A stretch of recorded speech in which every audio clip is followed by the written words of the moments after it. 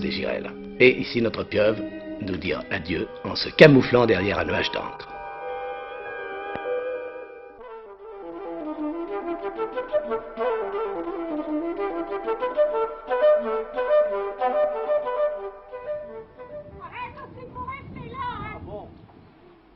Un dimanche matin, dans une petite cité du Nord, aux portes de Douai.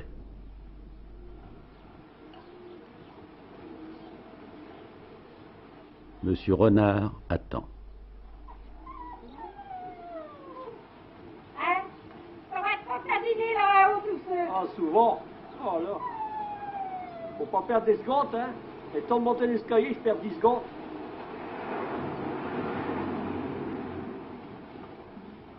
Pauline, il n'a pas qu'un. Ah, je l'ai pas vu tomber. Ah, réponds, il n'est pas vu faire. Hein? Si monsieur et madame Renard font ainsi le guet, c'est qu'à l'aube, à quelques 300 km à vol d'oiseau, on a donné le grand départ.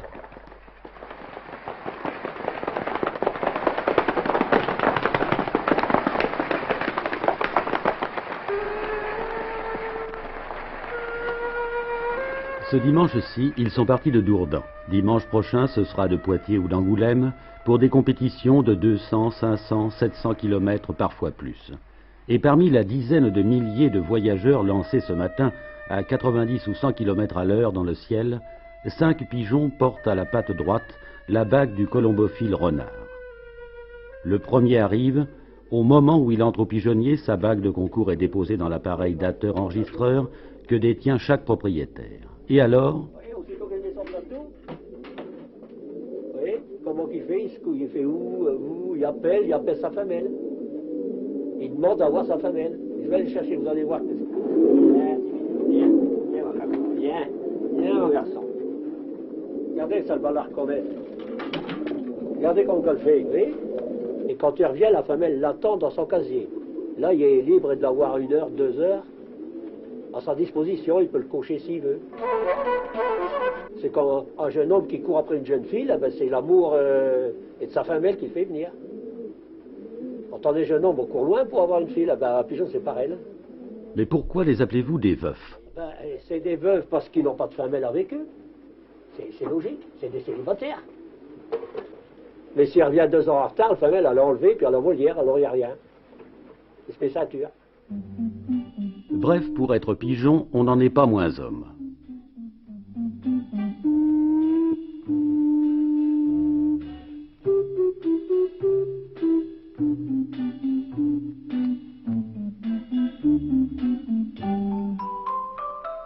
Laissons donc le guerrier à son repos, mais si l'on sait maintenant pourquoi il est revenu, personne encore ne saurait dire avec une certitude scientifique comment tout pigeon finit toujours par retrouver son colombier, dont le détourne seulement les orages magnétiques et les faisceaux radars. Monsieur Renard lui-même, qui les a vus naître, courir et couver depuis bientôt un demi-siècle, ne saurait l'expliquer. Ce n'est pas faute pourtant de converser avec eux. Léonine, allez. Viens, mon bébé, viens. Viens, mon bébé, viens. Viens, mon petit chat, viens. Allez, viens, mon bébé, viens. Allez, viens, mon petit chat, viens. Allez, viens, mon petit chat, viens, mon bébé. Tu vois, il y a 2 qui sont venus, hein. Il y a 2 qui sont venus, mais écoutez, ils s'en vont.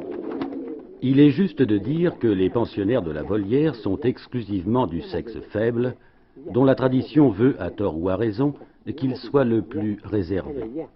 Monsieur Renard a aussi ses réserves quant à ses formules d'alimentation ou à ses techniques d'entraînement. C'est qu'en même temps que lui, quelques dizaines de milliers de coulonneux du Nord et du Pas-de-Calais font les mêmes gestes et disent les mêmes mots. Pour ne rien dire des 150 à 200 000 colombophiles de Belgique, où le jeu du pigeon est une véritable institution nationale. On parle origine et race au colombier comme d'autres le font au haras ou sur le pesage. Et s'il n'y a pas de studbook, c'est parce que le livret de l'autorité militaire le rend inutile. N'oublions pas qu'aujourd'hui encore, tout pigeon voyageur dépend de la défense nationale et peut être à tout moment mobilisé. Même ces champions qui se vendent parfois 1 demi-million d'anciens francs et dont un maître coulonneux, M. Broquet, accepte de dévoiler le secret.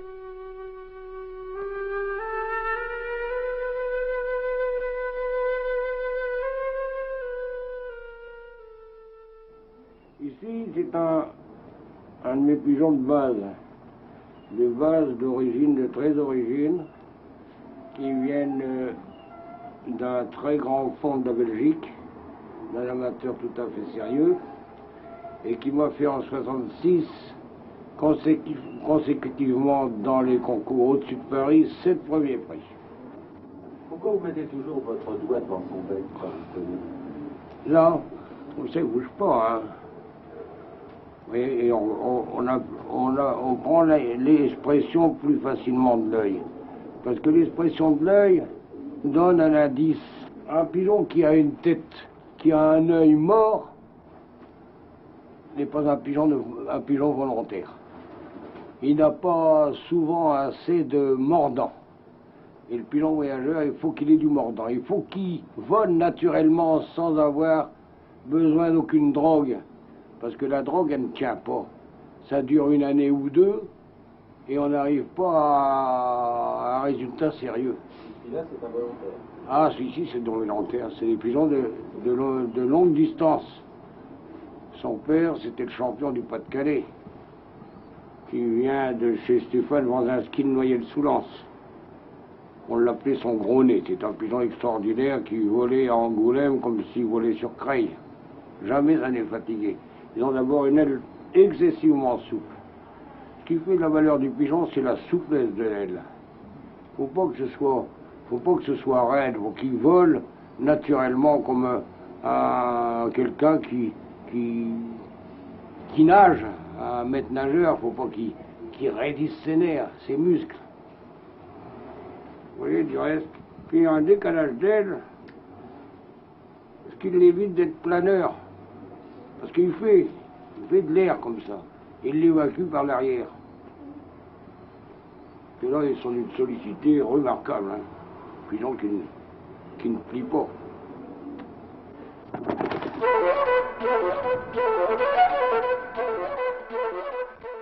Tout serait dit s'il n'y avait autour de cet amour du jeu à tire-d'aile le grand remue-ménage qui tient tout à la fois du tiercé et du référendum que connaissent chaque samedi soir les moindres communes du Nord.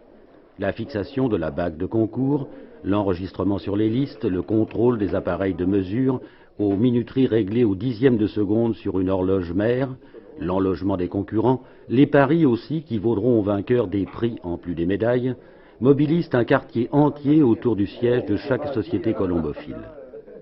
Une nuit de train de marchandises emportera les concurrents sur la ligne de départ.